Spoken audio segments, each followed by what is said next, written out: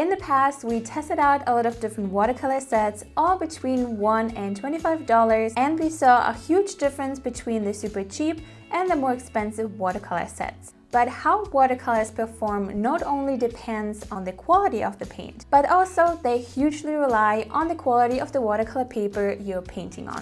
This is why I was really curious about how much of a difference it makes when I use cheap and more expensive watercolor paper side by side. For this test, I'm going to use 3 different watercolor papers in 3 different price ranges. The first is the Canson Montval cold press watercolor paper that you can get for about $8. Next, we have Bockingford cold pressed watercolor paper that you can get for about $15. And lastly, we have the Arch cold pressed watercolor paper that you can get for about $30. Now, the price of the paper doesn't necessarily tell you if the paper is good or not, so this is why you really need to look into how the paper is made. I did a whole separate video about watercolor paper, what's important, what to look into in more detail. So I will link the video in the description box down below and at the end of the video so you can check it out. But after watching this video, of course. Now, according to the Canson website, the Canson Montval watercolor paper that I have here is made out of 100% acid-free cellulose paper and is the paper when it comes to watercolor. And it's also supposed to be great for students. Now, I couldn't find any details about the sizing of the paper. This is a type of glue that is either mixed on top of the watercolor paper or internally, which hugely impacts the way the watercolor spreads and how vibrant the colors look when they're dry. Bockingford, on the other hand, is mold-made, so it's supposed to be more sturdy than machine-made paper, and it's also made out of 100% acid and wood-free pulp and is internally sized. The Arch watercolor paper is made in a cylinder mold out of 100% cotton fibers and is sized to the core. Now, the last 2 watercolor papers are around the same price per sheet, but double the price of the Canson, so I'm really curious about how much of a difference it will make in the end. Next are the 3 top watercolor sets that I found the best in my testing videos between $1 and $25, such as Prang, Rowney, Aquafine, and Winsor Newton Cotman set. I also wanted to see how high quality watercolor sets perform on all these 3 watercolor papers, so I included 3 additional watercolor sets. In this test, I added the Daniel Smith watercolor set that you can get for about $30, the Schmincke Horadam set that you can get for about $60, and lastly, the Holbein watercolor set that you can get for about $90. Now, in the first test, I will be focusing on how vibrant and how even the colors look when they're dry. In the first round, I simply colored in the circles on the Canson watercolor paper using all the different watercolors from the cheapest to the most expensive watercolor sets. Here we'll be able to see how different the colors look compared to each other and how well they dry on the paper. After that, I did the same thing with the Bockingford paper. I colored in each circle one by one and let it dry. Lastly, we have the Arch watercolor paper where I did the same thing. Alright, now we swatched all the different watercolors onto all the different watercolor papers. Let's see how each watercolor set performs on each paper side by side. First, we have Prang that you can get for about $1. To me, the colors look not only a lot more vibrant on the Bockingford and the Arch paper, but also a lot more even. And you can really tell that the watercolor set was just around $1 because the colors look pretty beautiful actually. I felt the same about the Rowney watercolor set that you can get for about $15 or so. To me, there was a huge difference in the way the paint looks on the Canson paper and the Arch watercolor paper. On the Canson paper, the paint looks a lot more pale and uneven. On the Bockingford, it looks a lot more vibrant and even, but somehow on the Arch paper, the colors look a little bit more pale, but still really beautiful. The Winsor Newton Cotman watercolor set is about the same price, but I think it looked the worst on the Canson paper. There was a lot of backgrounds and the paint dried really unevenly. Compared to Arch, the colors here look a lot more vibrant and almost completely evenly dried. Here, for example, Daniel Smith kinda dries evenly and vibrant on the Canson watercolor paper, except for the orange color, but it looks a little bit more pale on the Arch paper.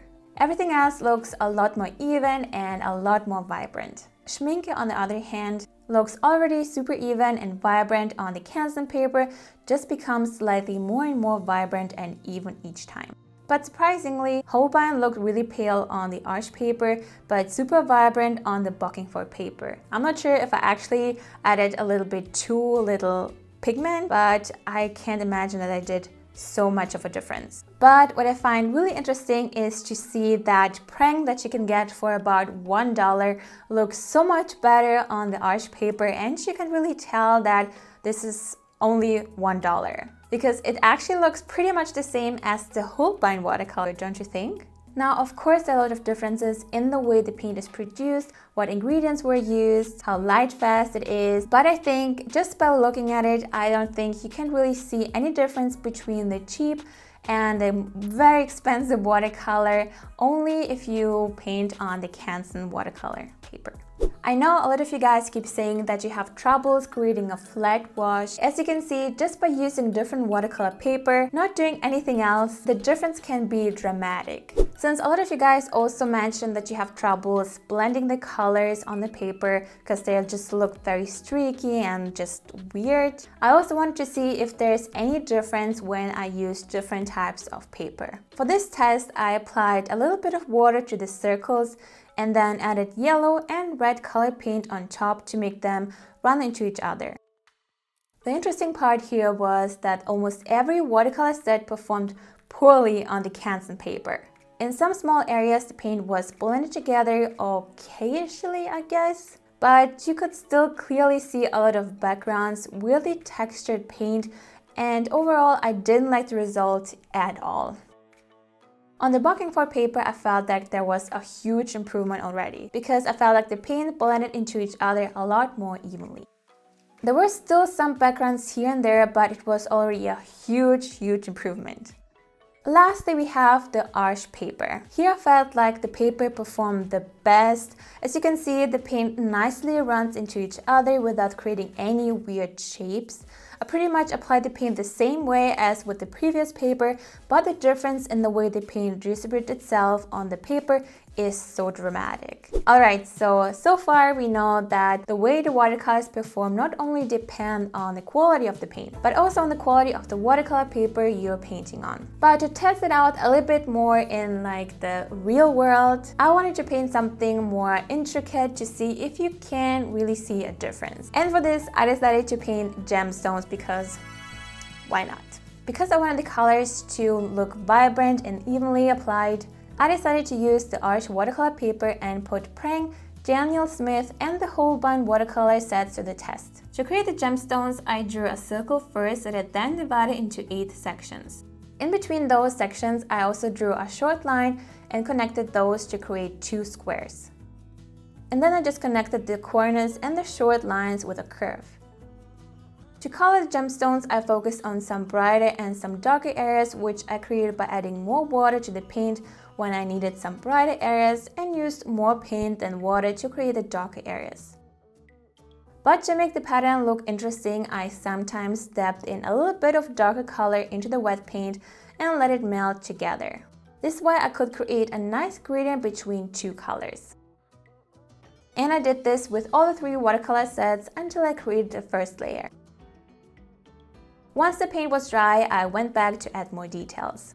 For this step, I used lighter and darker shades of the same paint and created different sized triangles along the lines. Here you want to change up the size, the direction, and the opacity of the triangles by adjusting how much or how little water and paint you are using. How to paint those gemstones I actually learned on Skillshare, so I will add the link to the course in the info box so you can check it out if you're interested. And once I added enough triangles for my liking and let the paint dry, I moved to adding some light reflections. Here you can use either white ink, acrylic paint, or in this case I used white gouache. Here again you can adjust the opacity with different amount of water. I made some areas slightly reflective and some areas more white, as these areas reflect a lot more light. I did this for every gemstone until I was happy with the design.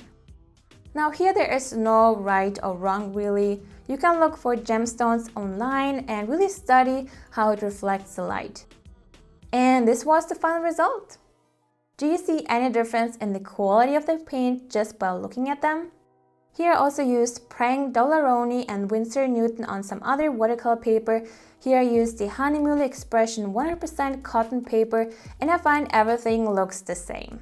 Now, of course, there are differences in the quality of the watercolor paint, but just by looking at these examples and testing out just the basic watercolor techniques, we can see how watercolor paper can play a huge role in the way watercolors perform, regardless of the quality and the way we apply it. The Canson paper might not be a bad watercolor paper. It's just not as great for certain watercolor techniques such as the wet and wet, as we saw here, compared to the Arch watercolor paper. And it wasn't about using too much paint or too much water. It was more about showing you guys the difference it can make just by using different watercolor paper and not doing anything else. Some watercolor papers require you to be very careful and apply the paint and the water a certain way to create a very flat wash or something close to that. And some watercolor paper can make it so easy for you that you don't even have to think about such things. And this is really what you need to be aware of. That's why I wouldn't recommend to get the cheapest of the cheapest if you want to learn how to paint with watercolors or if you want to improve, because you will struggle a lot and I don't want you guys to be frustrated and just give up in the end. I personally would go for quality over quantity. So if you're on a budget, I personally would invest more into watercolor paper and a little bit less into the paint. As you can see, even the less expensive paint performed really well on the more expensive watercolor paper. Poor watercolor paper just won't do neither your cheap nor your expensive watercolors justice. And once you're familiar with painting with watercolors and can invest a little bit more into your art supplies, then you can invest a little bit more into your paint as well. If you want to learn more about watercolor paper and what to look for when you buy watercolor paper, you can check out the video right here. I really hope this video was helpful to you guys. If you have any other struggles, questions, or just want to share your experience with watercolor paper, feel free to comment down below. Thank you so much for watching, guys. Have a wonderful day, and I will see you soon. Bye!